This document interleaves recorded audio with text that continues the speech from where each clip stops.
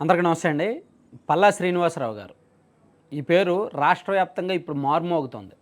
ఎందుకంటే మొన్న 10 రోజుల కిందట వచ్చిన ఎన్నికల ఫలితాల్లో ఆయనకు రాష్ట్రంలోనే హయ్యెస్ట్ మెజారిటీ వచ్చింది. ఎక్కువ మెజారిటీ వచ్చింది ఆయనకే.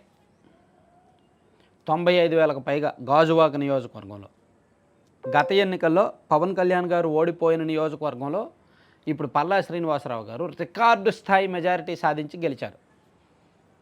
దానికి జనసేన సపోర్ట్ ఉంది, ప్రభుత్వ వ్యతిరేకత కారణం, ప్లస్ ఆయన చేసిన పోరాటాల కారణం, అక్కడ స్థానిక అంశాలు ఇవన్నీ కూడా కారణమయ్యాయి.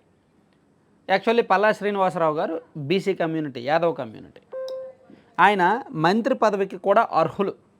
ఎందుకంటే గతంలో ఆయన 2014లో ఎమ్మెల్యేగా గెలిచాడు, 2019లో ఓడిపోయారు. ఓడిపోయినప్పటికీ తెలుగుదేశం పార్టీకి కమిటెడ్గా ఉన్నారు, విధేయతగా ఉన్నారు.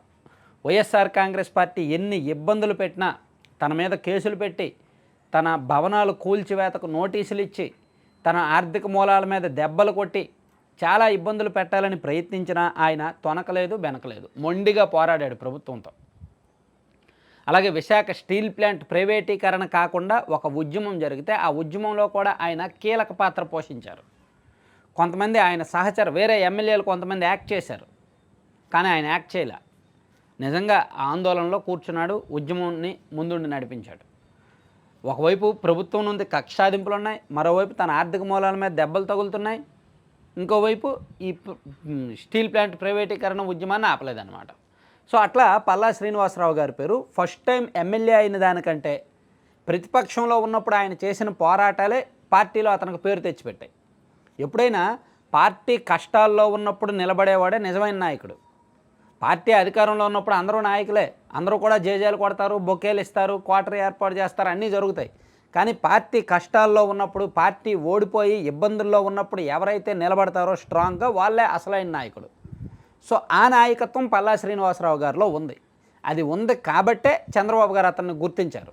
పైగా అతనికి మెజారిటీ కూడా భారీగా రావడం, రాష్ట్ర వ్యాప్తంగా అతని పేరు పార్టీ శ్రేణుల్లో మారుమోగడంతో అతని కష్టానికి తగినట్టు ఇప్పుడు అతనికి పార్టీ రాష్ట్ర అధ్యక్ష పదవి ఇచ్చే ఆలోచనలో చంద్రబాబు గారు ఉన్నారు. ఇది ప్రాథమికంగా తీసుకున్న నిర్ణయం, ఇంకా 100% ఫిక్స్ అయితే అవ్వలేదు.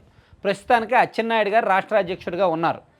అచ్చెన్నాయుడు గారికి కూడా గతంలో ఆయనకి ఇవ్వడానికి ఒక కారణం ఉంది. 2021లోనో 2020లోనో ఆయన్ను ప్రభుత్వం అరెస్ట్ చేసింది ఈఎస్ఐ స్కామ్ కేసులో.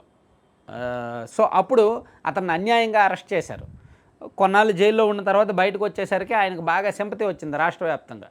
అచ్చెన్నాయుడు గారి మీద సింపతి ఉండడంతో ఆయనకు ఇస్తే బాగుంటుంది, ఆయన ఒక బీసీ, అందులోకి ఉత్తరాంధ్ర ఇస్తే బాగుంటుందని చెప్పి ఆలోచనతో అతనికి ఇచ్చారు.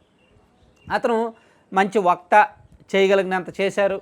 పార్టీ కష్టాల్లో ఉన్నప్పుడు చాలా స్ట్రాంగ్గా నిలబడ్డారు. ఆయన కూడా ఏవో అక్కడక్కడ చిన్న చిన్న మాటలు తూలినప్పటికీ, అవి సోషల్ మీడియాలో వైరల్ అయినప్పటికీ, ఇంటర్నల్గా పార్టీలో అతని పట్ల కొంత అసంతృప్తి ఉన్నప్పటికీ, వర్గాలను పెంచి పోషిస్తున్నారనే అపవాదు, అపఖ్యాతి ఉన్నప్పటికీ, పార్టీ రాష్ట్ర అధ్యక్షుడిగా మాత్రం పార్టీ పట్ల విధేయతగా ఉన్నారు, చేయగలిగినంత చేశారు.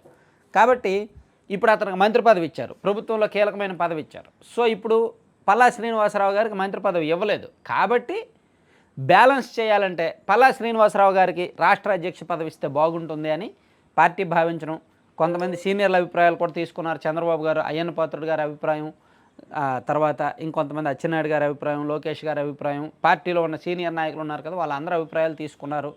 కమ్యూనిటీ కలిసి వచ్చింది, బీసీ యాదవ్ కమ్యూనిటీ, ప్లస్ అతని పార్టీ పట్ల అతనుకున్న కమిట్మెంట్ కలిసి వచ్చింది, అతనికి వచ్చి మెజారిటీ కలిసి వచ్చింది.